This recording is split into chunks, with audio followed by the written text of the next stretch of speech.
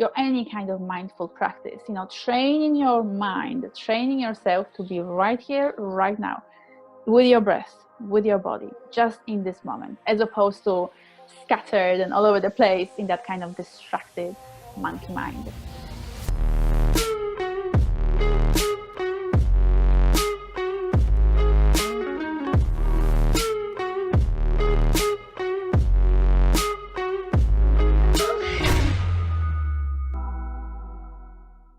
Today's guest is a sex therapist and a tantra practitioner. She's a mentor, author, speaker, lover, and is a certified sexologist and tantra teacher.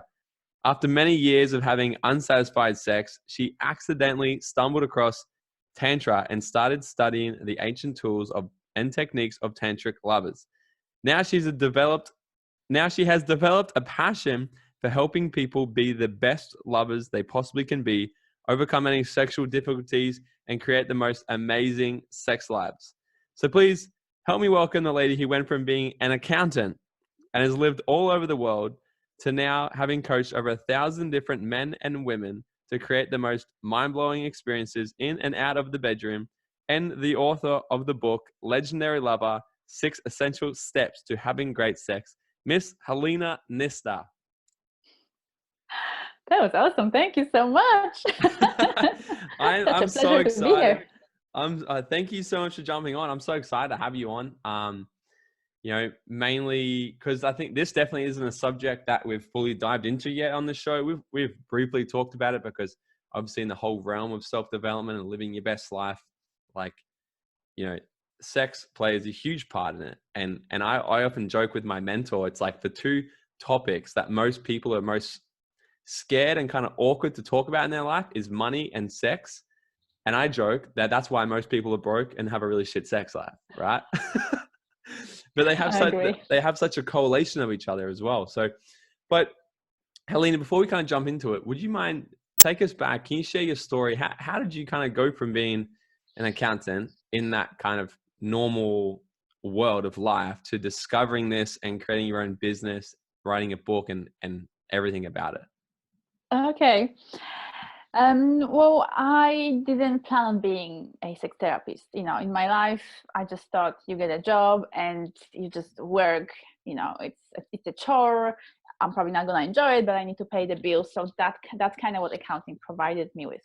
I could just go to an office, do my 8 hours a day, and then get my paycheck and pay the bills. So I really wasn't that entrepreneurial until I actually met one of my exes who was very entrepreneurial. So he actually taught me how to run a business. So that was really powerful for me because we spent 3 years running a business, importing goods from Europe, from China to Australia, and we're selling them here. So that was, an amazing business school for me, 3 years of doing that, which on top of my commerce degree and accounting degree and an accounting technician degree and all of that was actually really helpful, from that business perspective. But there's also that other part, how I actually got into tantra and sexology, because like I said, that really wasn't my childhood dream. I didn't even know that there were people out there who were specializing in sexuality and teaching others how to have great sex or helping them overcome sexual problems. But it all started because I had really serious sexual problems myself when I first entered the world of sex. Having intercourse with different partners, it turned out that it was a huge struggle for me. That meant to be pleasurable, but I wasn't experiencing the pleasure. I couldn't orgasm. I really struggled with sex. It was mainly uncomfortable for me, even painful, and there was that frustration that that's supposed to make me orgasm, but I just couldn't get there. So the struggle kind of went on for many years. I tried to look for information, tried different Cosmo tips and tricks, and none of that was working until I had my accident where I ended up in an emergency room because of pain caused by sex. And that's when I actually said to myself, this is it. I can't just keep having sex the same way. Because I got to the point where I was just kind of okay with it. It's like, for me, it was this kind of decision that sex is what it is. It's uncomfortable, it's painful, it's frustrating, but maybe that's just all it will ever be for me, and and that's fine. So there was that level of acceptance. But when I ended up in excruciating pain and in a hospital because of sex, I decided, okay, things need to change, and I really need to educate myself, because if I am the one who is in each relationship struggling with deriving any pleasure or satisfaction from sex, then maybe I am the problem. Maybe I can fix it. Maybe I can learn how to have great sex. And that's what happened. I discovered tantra. I started my own path of sexual education, sexual healing. I became then a certified tantra practitioner because, in the beginning, it wasn't really my idea wasn't to turn it into a business. I just wanted to help myself. I just wanted to heal my own sexual wounding and abuse that I experienced in the past. And I just wanted to learn, what is this ecstatic, amazing sex about? And I did. But in the process, I realized that there's a lot of other people who face similar struggles to different degrees, and that I really wanted to teach others how to turn sex into something not only pleasurable, but actually deeply intimate, ecstatic, and blissful. I love it. Well, I'm excited to dive into this with you because it's like I was saying before, money and sex and the two things, right? So often in life, it's like you look at anything in life. Like right now, I'm learning bachata. So if I want to become a master at bachata, I go and take lessons and I learn from someone who knows what they're doing. You want to become great at playing guitar, you go and do that. But when it comes to like money and sex, it's funny that they're I think two of the most important things in life. But people don't often want to do the research and learn about it and learn from the professionals and get a coach. So it's so interesting that this is it, right? When it comes to this whole kind of subject, what have you seen that are the main things that men and women kind of get wrong?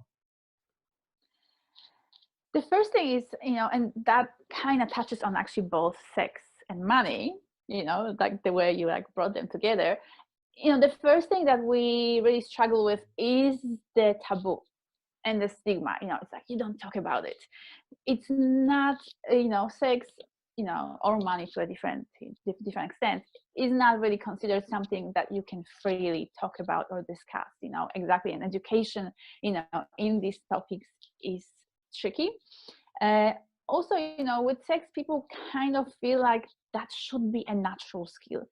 And to an extent it is. Like, we're not born with sexual problems, but we acquire them so early in life and throughout our lives that then when we try to make the most out of sex, we're already in a place of inhibitions and maybe sexual trauma or sexual wounding, or lack of proper education around it, and a lot of I guess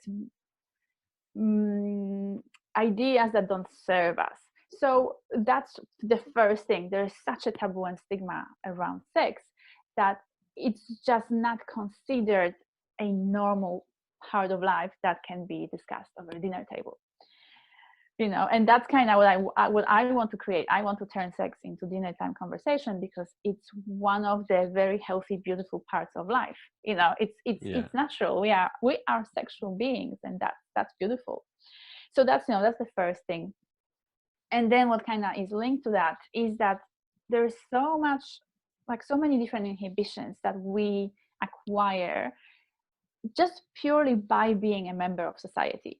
They can either come from religion, like in religious households, people take on these ideas that there's something inappropriate, wrong, or sinful about sex.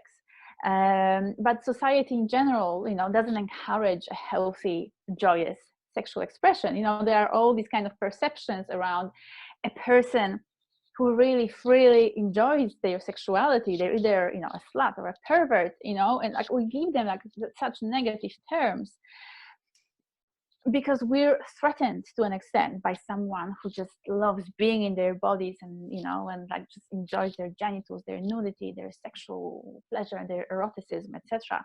So when we're not okay with that within ourselves, because we never learned to be, then these things will trigger us in others as well. And also there's so much sexual wounding and trauma, you know. One in 3 women has been at some point of her life abused sexually. 1 in 6 men have been abused sexually as well. So we carry a lot of wounding and trauma around our sexuality, and we don't really even realize how that's affecting our sexual experience. But the truth is, so many clients come to see me saying things like, I just don't know what to do. I've tried everything and I just can't, you know, either orgasm fully, or I can't, you know, last longer for a man, or I can't, you know, my body doesn't seem to be able to overcome certain blockages or certain limitations when it comes to my sexuality. And I just know there's more. Like, you know, most of us have this understanding that there's more when it comes to sex, but we don't know where to find it, how to look for it, and how to actually, you know, practice it in our lives. So we really need to address these things, because the body will hold trauma, or the body will hold wounding, the body will hold these toxic beliefs, behaviors, patterns, etc. And it will stop us from really embracing sex as something utterly beautiful. So you're saying that a major part of it that can be making people have pretty crappy sex is just like a mental thing, like holding Absolutely. trauma of the past and things like that. Yeah. How do you discover if you do have some of these things, and if you do have them, how do you kind of overcome them? Is there a process? What's it all about? Trauma, when it comes to trauma or sexual trauma, this is not something that typically people can just deal with at home, because, you know, or I can't really even describe a process, because everybody is different like that. You know, like when I work with people who have had sexual trauma in their lives, that's a very sort of deep and intense process.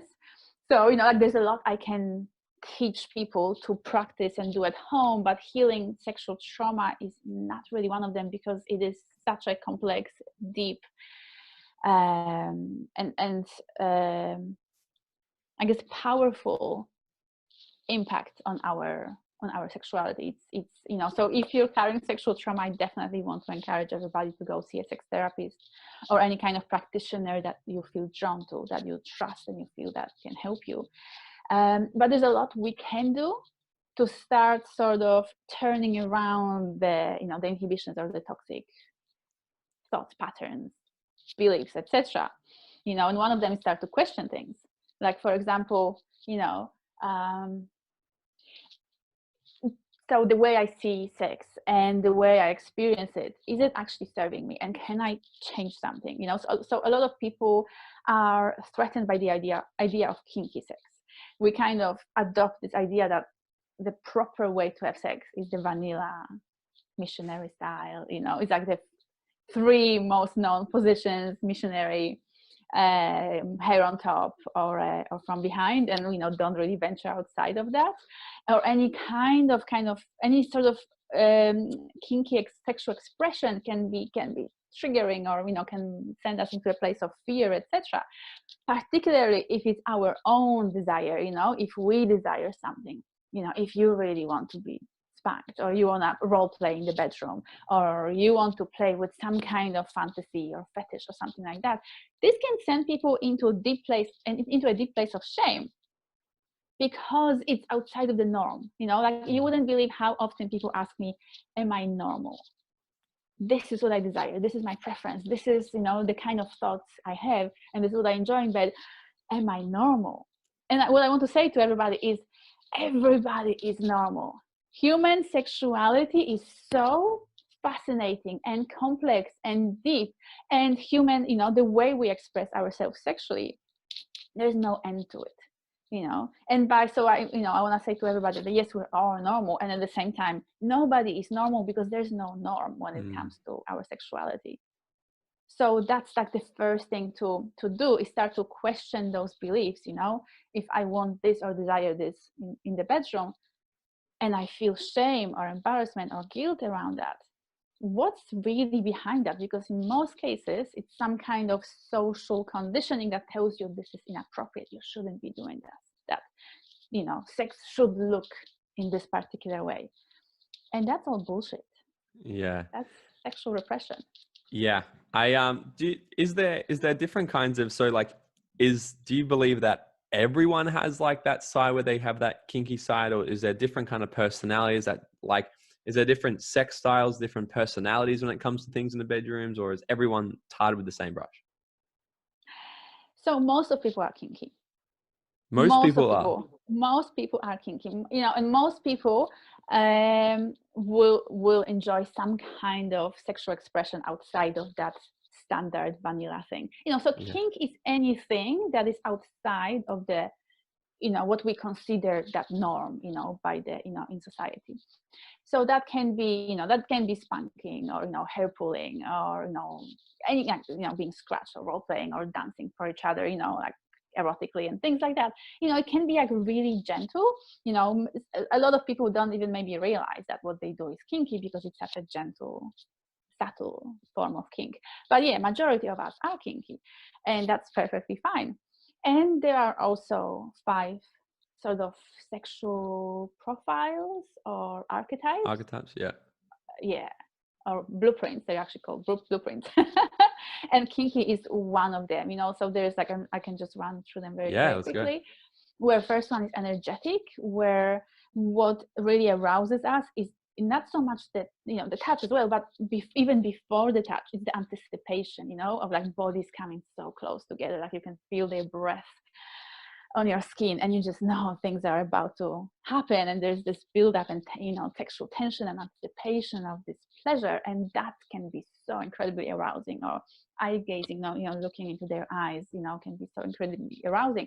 So that's the energetic style. The next one is sensual.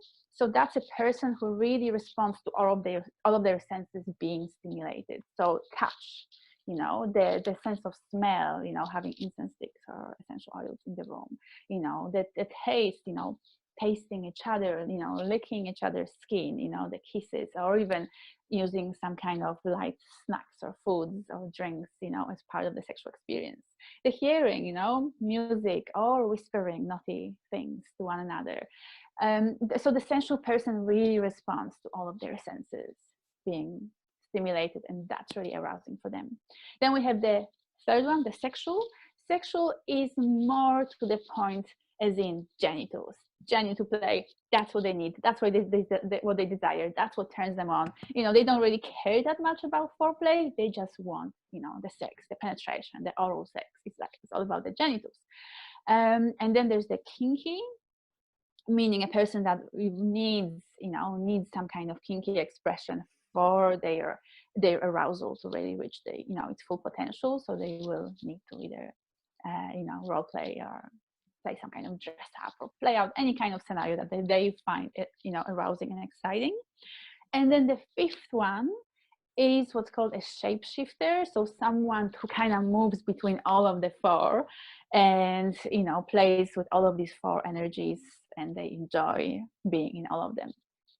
So we are so different. Like all I can do when I educate people about sexuality is I can sort of give that kind of blank state, or general statements, blanket statements, but until I actually speak to a particular person, I won't be able to really unpack their particular sexuality fully, because we are such incredibly complex beings when it comes to our eroticism, and that's beautiful. Yeah. And I love that, because there's different archetypes and everything. There's archetypes in money, how you lead, personality types, and the sex one's so important as well, because like the more it's everything's just about awareness, right? So I guess you want to become aware of what's your major kind of archetype, and what's your partners, or what are they like. And then if I'm understanding, because like the whole idea of like leadership is being able to sort of blend and have your range and be comfortable, because I know, because I've done this test, right? So I know that when it comes to the full energetic side of things, that's that's why I'm excited to talk about tantra with you, because I'm excited. Well, I'm not excited. I'm uncomfortable to explore that, which is why I'm excited to explore it. You know what I mean? So that whole like real sensual side for me, I'm like, oh, it's so uncomfortable for me. But I know to become like, an ultimate lover, ultimate in everything, you need to kind of have your range and sort of flow between them all. So I'm excited to kind of go into that in a second. But I want to ask you, when it comes to people in business that have like that achiever mindset, how do you notice that what's the pattern do you notice that they show up in the bedroom? Is it kind of like it's like a race to get it done? Is it if you get off, I get off, tick, and it's accomplished? What's it kind of like? The thing is that it really doesn't determine, like that business persona or what they do in their daily life doesn't really determine how they're going to be in the bedroom, because I still encounter, a lot of my clients are in the corporate world, and they're all really, really different. And so I encounter these very kind of almost aggressive macho men who just kind of want to, have sex with a lot of women. They're very sexual, and they kind of want to take sexually in that kind of a way, to all the way, to the other end of the scale, to like really gentle, sensual men who just want to give. They just want to pleasure their partner. They can be CEOs and very busy and very accomplished in their businesses, but when it comes to the bedroom, that's a different kind of part of them that comes out. And they can be incredibly romantic, or sensual in the way they want to express themselves with their partners. So there is no, I haven't noticed any sort of correlation between how you're doing business and how you are in the bedroom. That's interesting. So I love it. So everyone's just so unique, and yeah, I'm loving it. So before we start this podcast, we were talking about sex education 101, what they don't teach you in school, which is like, for those who do listen to the show, that's usually a topic on nearly every episode. We're always talking about what they didn't teach us in school, what we wish they taught us about money, about business, about life, about relationships. What should they be teaching Sex Ed 101 in school? What do they miss? Where should people really be kind of starting? An amazing place to start is to start with your own connection to your own body. And this is where so many people go wrong. And that's where also the forms of rape or abuse happen, because when you don't know what your body is actually saying, it's so easy to be pushed into an uncomfortable place sexually. So what I mean by that is, first of all, before you give your whole naked self to somebody else, you really need to understand your own sexuality, meaning what actually causes you arousal, what makes you want to have sex in the first place.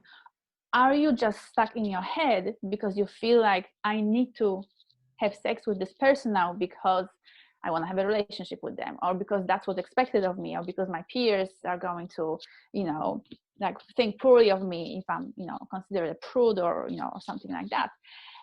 Where is this desire to have sex coming from? Because if it's just coming from your head, then you're just going to have a frustrating experience, and you're gonna end up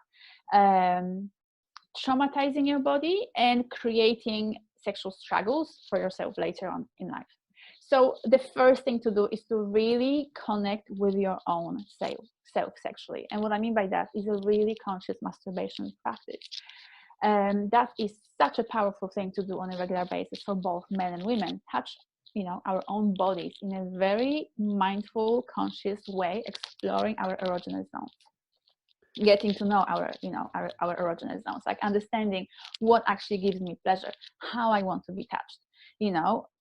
What does it feel like when my body actually says yes to sex, as opposed to when it says no, even if my head is trying to push, a certain agenda. So would you do this with, like, would you suggest people watching porn with this? Because I know that this is kind of like do you do it? Do you not do it? Because it's so. What's your view on that?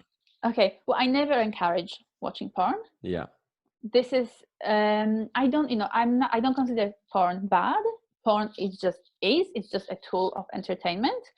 I don't encourage it. So if you don't watch it, I would say don't start. Like that's I don't teach people to actually start watching porn, simply because it pulls you out of your body. So when your attention is on a computer screen, your energy is kind of leaving your body. It's, you're not really present with your sexual experience. And you can still have fun. You can still have a pleasurable, fun experience, but it's going to, if that's what you're creating consistently in your sexual experiences, then you're going to keep disconnecting from your body more and more and more. And then, that's the people that come see me for sessions, you know, they're stuck in their heads. They have no idea how to achieve orgasm. They derive no pleasure from sex. They're so disconnected from their bodies. That's from that perspective, I'd say don't watch porn unless it's like once, you know, every few months or something, just for purely for entertainment, just to give yourself that boost of pleasure. That's not gonna be, you know, that's not gonna be a problem. But for people who already watch porn, I have different tools and different kind of processes that I take my clients through in order to help them either overcome the sexual addiction or learn to watch porn in a much more embodied way. You know, so when I say masturbate, like here in this instance, I'm not saying put on porn and, you know, and give yourself a quick wank. That's why I use the word conscious masturbation. That means your attention is fully in your body. That means touching your entire body, giving yourself a loving, full body self massage, just to really find all those delicious spots and learn what gives you pleasure. And then when your masturbation becomes much more sexual in terms of stroking your own genitals, that is such an amazing opportunity for us to learn, you know, first of all, learn what kind of strokes really arouse you. Like, do you need lubrication? Do you know, like, do you need gentle touch, firmer touch, how it changes as you get more aroused, you know, where do you want to be touched, etc. Because then you can teach your partner all of that and they can have amazing sexual experiences with you. So, you know, the education around your own body is the first aspect of that. And the second, which is also very, very important, when we masturbate consciously, especially from a young age and then throughout our lives, we're actually activating and fully cultivating our nervous system when it comes to that erotic potential. We have an incredible potential when it comes to our eroticism. So, you know, I'm talking full body orgasms that last for hours, you know, trance-like states of bliss from having your skin gently caressed and stroked, you know, being in, you know, in states where orgasm is pretty much rippling and, you know, and expanding through your whole system in a way that is just blowing your mind. And, you know, and you're like, it's like your mind disappears. It's just pleasure expanding through your whole body. Anybody can do that. Not many people do, because we don't really cultivate that fullness of our erotic potential. You know, like the nervous system really needs to be trained to get there. But if all you do is watch porn, have that external mind-based stimulation that, you know, that gives you the sort of quick superficial arousal, and then you release that in a quick sort of external sort of orgasm, as opposed to the internal full body orgasm, then you're going to really wire your nervous system for that kind of sexual experiences. And this is where this whole area of neuroplasticity comes in. You know, the experiences that we subject our bodies to form and shape our nervous system. So which way are you going? You know, are you cultivating this amazing, expanded, blissful, orgasmic and erotic potential, or are you just training your body for quick release-based sort of experiences? Wow, this is so interesting. So, because especially for young people, and so often, because like I'm 27 now, so the last couple of years of my life, this has been, I'm like, because there's been a lot of talk. It's like, you know, it's like porn's bad. And then, so the first time I heard that, I was like, oh, I've never heard it. I explore everything. I'm like, why is it bad? So it's so interesting to hear. It's so interesting to hear that. So you're fully just taken away from the present. So how can someone be more connected and more embodied? So you mentioned the first part about like conscious masturbation, right? And what was that second part? So like, how can somebody be more, like, start practicing more of this out of their head then? Is it just a matter of not watching porn anymore? Is there more things they can do on their own, or how do you? Well, there's a few things. So conscious masturbation is definitely, mindful masturbation is definitely a great practice. But, you know, even things like meditation or any kind of mindful practice, you know, training your mind, training yourself to be right here, right now, with your breath, with your body, just in this moment, as opposed to scattered and all over the place in that kind of distracted monkey mind. So that's one amazing tool to actually meditate on a regular basis, to train. You know, mindfulness is like a muscle. The more we use it, the easier it becomes to use and the stronger your mindfulness muscle becomes, as opposed to people who like just enter or try to, you know, enter the world of meditation, try to meditate or be mindful even just during sex, and they just struggle big time because the mind never stops. You know, so many clients tell me my mind never stops, and it's just, you know, it's so hard to just not think about all sorts of different things. When you let your mind do that, it will naturally go into this place of crazy distractions, because this is its job, to keep kind of looking out for you, worrying about, you know, what could go wrong, you know. So this is the job of the mind. But it's gonna be very unsatisfying when you bring that kind of monkey mind into sex, self-pleasuring, masturbation, or your erotic life in general.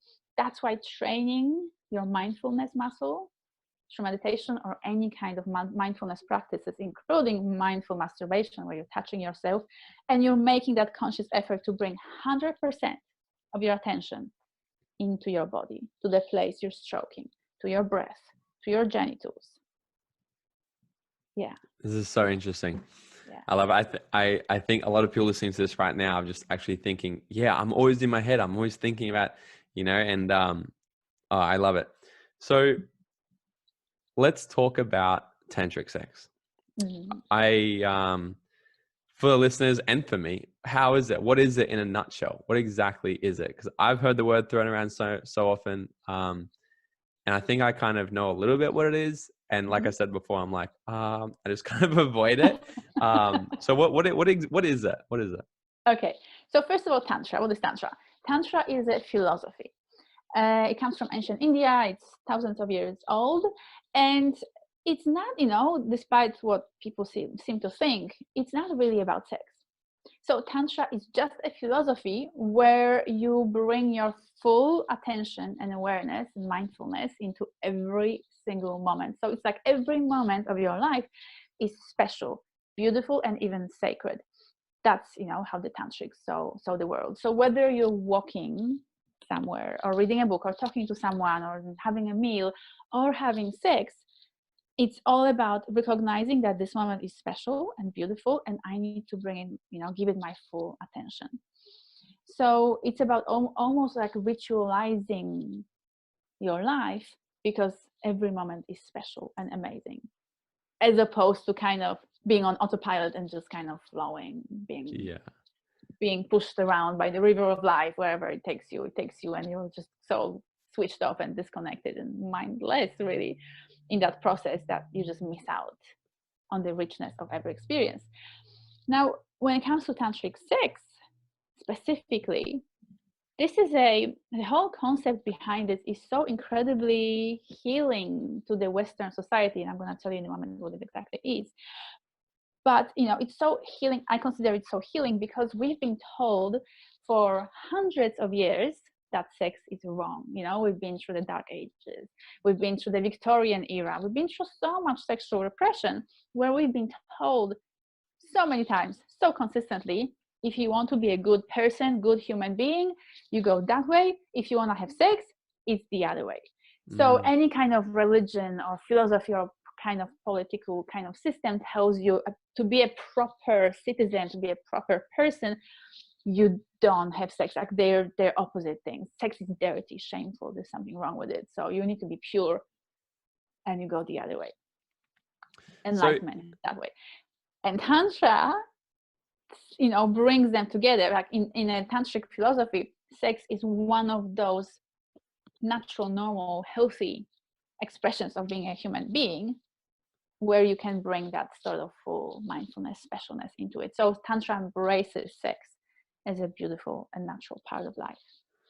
Do you think it's something like, so let's say with the archetypes, so if someone's like way more up on the kinky scale, do you think the reason they could be more uncomfortable with this kind of stuff because it's more on the sensual kind of scale? Or do you believe that, like most people, you said nearly everyone has that kinky side, do you believe that most people can also experience this and have this in them as well? Oh yeah. Well, you know, tantric sex is about bringing different sort of tantric practices and rituals and tools into what you're already doing in the bedroom. So you can be kinky, you can be vanilla, you can, you know, play with different, you know, all sorts of different sexual expressions. And you can still be doing the same things, but when you bring tantra, when you do them tantrically, it means that you are completely present, that you are in the moment, you're ritualizing every experience. You're also connecting with your, with yourself first and with your partner very, very fully.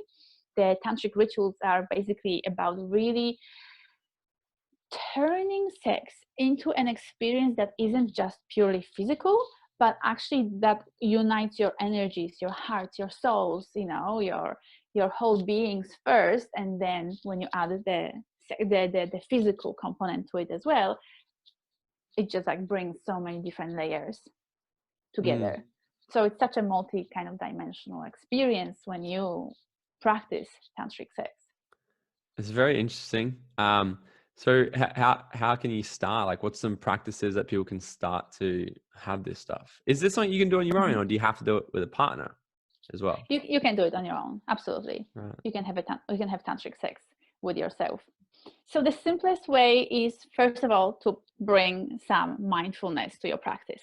So that can mean even having a little bit of a meditation before you start touching yourself, because it helps. Like in meditation, even for like a few minutes will help you like to center yourself in your body and to really connect with your body as opposed to being stuck in your mind. So that's the first thing. Second of all, when you're touching yourself, really slow down. Slow everything down, because this will allow you to feel much more in your body. We become so mechanical in our sexual practice, especially in our masturbation practice. We kind of, tend to have the same moves and techniques and practices for years and years and years. A lot of people I speak to still might masturbate the same way they did 10 years ago, 15 years ago, etc. And this can, like, it's good to know your yummy spots, but when you kind of just go into a routine like that, it kind of turns everything into a very mechanical process, and it eventually takes away from your full sexual expression. So being really slow, using breath, and this is where actually expanding that orgasmic energy through the whole body is going to start coming into it. How you use your breath is actually going to make a huge difference in terms of how you experience your orgasms, whether they are kind of there's that sense of urge to just release externally, which is what most people do, or whether you can actually draw that delicious electric orgasmic energy up through your system and feel it rippling and vibrating through your entire body. So there are many different very beautiful tantric breathing practices and techniques, but the easiest one to use is to simply deepen the breath. So breathe all the way down to your belly and breathe in a way that is smooth, kind of relaxed and continuous, not holding the breath, not constricting it in any way. So not holding it between the inhales and exhales, but just making sure that the breath is flowing in that kind of relaxed, continuous, deep way. Also, keeping our bodies relaxed is so important. We tend to sort of tense up the body, particularly when we come close to that edge, when we just feel all this arousal, all this like pleasure in our genital area. We start to tense up, our upper legs, buttocks, the lower belly, etc. All that will do is that will constrict your sexual energy into that one local spot, which is your genital area. So if you want to have those kind of more expanded tantric, full body, flowing, ecstatic experiences, you have to relax your body and open those channels of energy so that your sexual energy and your orgasms can actually flow upward through your entire body. So these are kind of like the most basic tools that you can bring, particularly into your kind of solo practice when you're on your own, being very, very present, breathing deeply and relaxing your entire body and slowing down so that you can have that really delicious, blissful, expanded, rich experience. And, take your time. The more time we take to build up sexual energy before the release, the more powerful, potent, and satisfying it's going to be. So much sexual frustration is coming from the fact that we just, take maybe a few minutes to build up arousal, and then we release it. It's like you build up this much of arousal, and and then you release it. It's not going to be a mind-blowing experience. But if you take half an hour and you build up this much arousal and then you release it in an orgasm, it's going to blow your mind. It's going to be so powerful and beautiful. So learning to slow down is so powerful. When it comes to partnered tantric sex, there's a whole new dimension coming in, because there's so many different practices to actually connect with the partner, to the point where you're almost kind of merging energetically into one human being, allowing that sexual and orgasmic energy to flow between the two of you. And that's just so magical when your orgasms start to flow between the two of you, because then you don't even know whose orgasm it is. Is it his, hers? Is it mine? Because the energy is just so interconnected and linked between you. And that's so beautiful to have that with a partner. Again, not something that people commonly do. Yeah, this is so interesting. I don't know how to kind of ask this question, but like, I'll try and, like, the first thing I'm thinking in my head, like, what if one person is so kind of, like getting into tantric sex and experiencing all of this, and then maybe they're not in a partnership and they sleep with someone or haven't experienced someone who's completely not into it. Can it create some kind of like weirdness?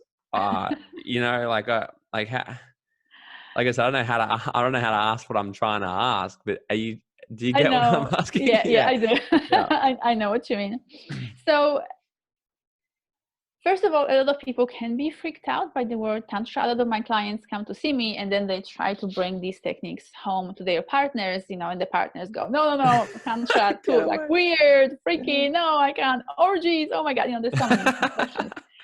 So many misconceptions people have about tantra. So that's, that can create fear. So the first thing would be to actually explain to them exactly what you want to do, why you're practicing, what it gives you, what do you think will give them, etc. That's one way to approach it. Another way to approach it is to actually not even mention the word tantra at all, if you know that this potentially could trigger your partner or make them feel uncomfortable, and just do your thing, as in make love in that slow, mindful, conscious, beautiful way.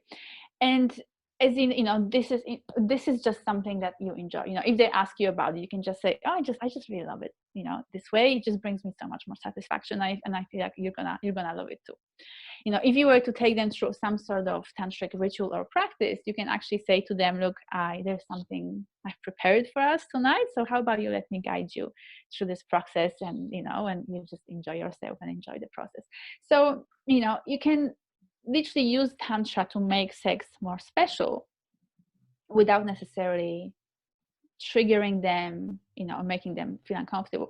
So like I've practiced tantric sex for over 6 years now, and it's like I almost can't have non-tantric sex at this stage, because I just, like, my body is just so wired and conditioned to expand sexual energy, to go slow, to be so mindful, connected, present, to use my body, to use my breath, my muscle control, and my placement of awareness in such particular way, so that my body just responds in a very particular way, and my orgasms, follow. And the way that energy flows between me and my partner, that's going to just keep flowing, because I've trained myself to do that for so many years.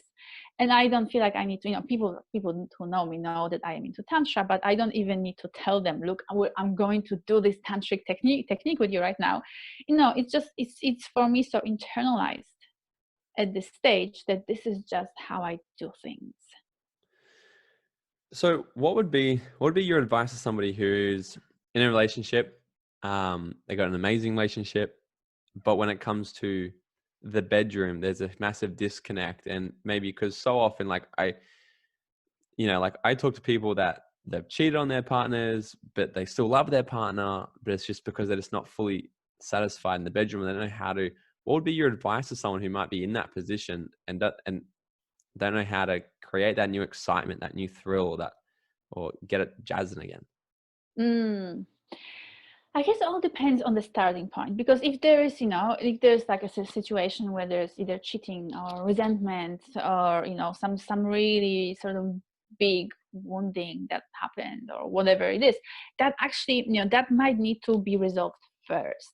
Meaning you might need to go actually to therapy, sex therapy, relationship counseling, whatever is most appropriate to you, because it's really difficult to have that full experience of giving yourself to your partner and immersing yourself in blissful pleasure with them, if at the back of your head you're thinking, that fucker did that to me, there's just gonna be a conflict. Yeah. So in relation, in already like existing relationships, certain things might need to be resolved first, but I'm not saying you need to fully resolve everything before you can have great sex.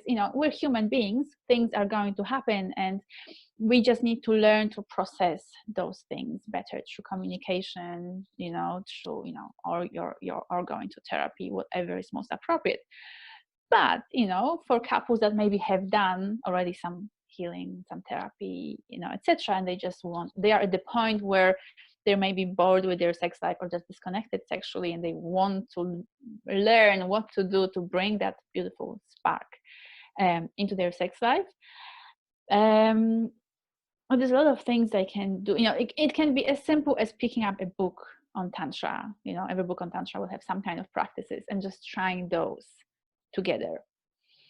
Typical kind of things that I will ask my clients to do, particularly if sex has become something either non-existent or a bit disconnected, is to start slow. Meaning, for example, just lie together naked, in embracing and gently touching each other, maybe even kissing, but with no expectation that this has to lead to sex, or that this has to lead to amazing, mind-blowing sex, because that can just put a pressure on on one or both of the partners, as in, this hasn't worked before, or we're having these problems, now we're just supposed to go and have sex. That can be tricky and challenging. But if you just bring sort of back that sensual connection, and you just lie together naked, or even if that's too much, just like lay together in with your clothes on, but bringing back that connected, sensual touch, gently holding each other, stroking each other, kissing, looking into each other's eyes, kind of remembering what it's like to really enjoy each other's bodies in that intimate sort of setting. That's a really beautiful first start. Using different practices to connect through the heart. Our hearts are so connected to our sexuality, and when our hearts are open, it's so much easier than for our sexuality to become open and and thriving as well. So connecting through the heart can be as simple as just sharing with each other a few things that we really love or enjoy about each other. When your partner looks you deeply in the eye and they say, I really love this particular thing about you. You're such an amazing person because of your determination, or drive, or depth, or skills, or whatever it is. When we can give that to each other and really appreciate and acknowledge each other, like from the heart, that will connect us on that emotional level, which will then make sexual connection much easier as well. Yeah. So I guess all really depends here, like what's the particular situation, what was the struggle, or what was that thing that led to a sexual disconnect, because that's how I would proceed from that point, and that's how I would decide what's the best course of action. So I'm kind of getting the vibe that, like, in all, like, a massive, way more of an emotional connection and connected connection makes things so much better. Surely you'd meet, because women are way more emotional than guys, so surely you'd meet so many guys that are resistant to that. How can a guy that's listening to this right now, literally clenching his whole body going, I'm not doing that, how can they, what are some things, like what would you recommend then, as someone's just so kind of resistant to that real kind of mushy, connected intimacy side of sex? First of all, have compassion for yourself. It's not about forcing ourselves, to now have this intimate, mushy, tantric experience. I'm gonna do it if it kills me. It's not about that. First of all, it's about compassion about our own struggles. Okay, maybe if I struggle with connecting through the heart or connecting emotionally, that is something that maybe we can work together as a couple.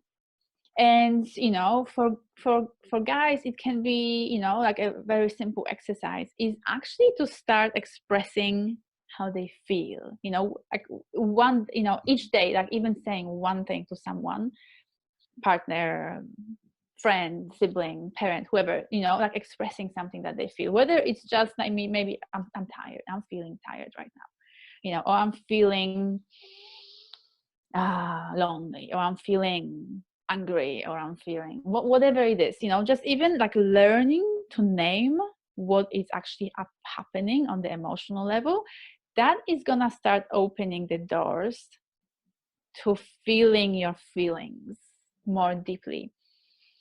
And and it's also what I want to say is it's not about really fully fixing everything in your life first and in your relationship first before you can have that amazing sex. It's not that. We're human, we're gonna keep making mistakes, we're gonna keep getting triggered, and stuff is gonna keep happening. It's more that what's important here is being on a path where your intention, your willingness, your energy goes into opening your heart, having a healthy, a connected relationship, cultivating beautiful, intimate sexual connection. Like when you make these things a priority and put effort and energy into them, they're gonna grow, expand, and become deeper, more powerful, more pleasurable, fulfilling in your life. That's what we need to do. I love it. All right, boys, that's it. Helena, this has been so incredible today. To kind of wrap this up, what would be your 3 top tips just for any listener right now to kind of 3 top tips just to start having better sex right now, aside from, we've talked a lot about, conscious masturbation, a lot of that kind of inner work stuff. What are just some, apart from those ones, what are some 3 top tips of yours that anyone can just listen to this right now and take and to start having way better sex than life? I guess firstly, like develop more awareness around what great sex actually means to you, because it's different for everybody. So one way to do that is to like remember maybe some like really peak ecstatic experiences and kind of then unpacking them. What was so special about that thing? So that's one way to understand your own, unpack your own sexuality and your own preferences. Second of all, really, so are you asking more about that kind of like practical things, what I can do actually in the bedroom or like before the bedroom? Because there's just anything. Your top 3, I guess. Oh, my top 3. could, okay. Yeah, could be a bit of both. Okay, so let's start with that, like a deeper understanding of our own erotic expression. Secondly, really, really feel like really accept what you're feeling, because so many people hold so much shame, trauma, guilt, stuff in their bodies, and they try to kind of like, I don't want to feel that, so I'm just gonna like reject that, and there's a judgment, and and that's just gonna keep numbing you down when it comes to your sexuality as well, unfortunately. So when you're in bed with yourself or with someone, see how much you can actually fully embrace everything that comes up for you, even if it's ugly or awkward or weird, or if you don't understand it, because in many cases it's just about processing something and allowing an emotion or a desire to be acknowledged, so that that need can be addressed. So really being compassionate, accepting, and loving with ourselves when it comes to whatever comes up around our sexuality. And let's do something very practical as well. Play with arousal. Learn to really play with arousal. And what I mean by that, being comfortable with just being in arousal, because so many people feel like, oh, there's arousal, it's going to be build up, release, and we don't develop this ability to really fully be in our arousal, breathing through it, relaxing into it, feeling the arousal and that energy, you know, that at first might sit uncomfortably in the genital area, kind of asking to be released. But when we develop this ability to just breathe it in, feel it fully, relax the body, you know, even channel it through the entire system. And that's what I teach a lot of my clients how to do in my sessions. That becomes such an incredibly delicious experience. And for men, that means that you can last much longer as a lover. And for women, it means that you can build up so much more arousal so that your orgasms are much more, you know, come much more easily and are much more satisfying. Actually, the orgasm part, that works for both. That's when you like build up a lot of arousal, and that finally, when it's finally released in an orgasm, it just makes for such deeply satisfying experience. Awesome. I freaking love it. Helena, this has been so much fun. Where can everybody find you on Instagram, get your book, and check you all out? I guess the best place to find me is on my website, which is helenanista.com. And I'm also fairly active on social media, on Instagram, Facebook, and YouTube. And so my social media handles are Helena Nista everywhere. So very Amazing. easy to find. Yeah. I And love my it. book can be accessed, you know, both either from my website or from Amazon and a few other online stores. Incredible. I'm gonna have to grab that. I'm really interested to read that. Really, really cool. Awesome, Helena. To wrap this up, I'm gonna ask you one last question. Are you ready? Yes. Okay. If you were to go back to your 18-year-old self and give her 30 seconds of advice, what would it be? Oh my God, that's a tough one because there's so much I want to tell her. Let's see, like a 30 seconds of advice.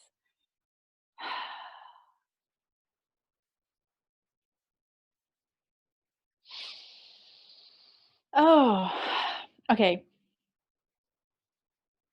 Learn to trust yourself when it comes to what your body is feeling. Don't give the other people authority over your own body. Trust that what you're feeling is right.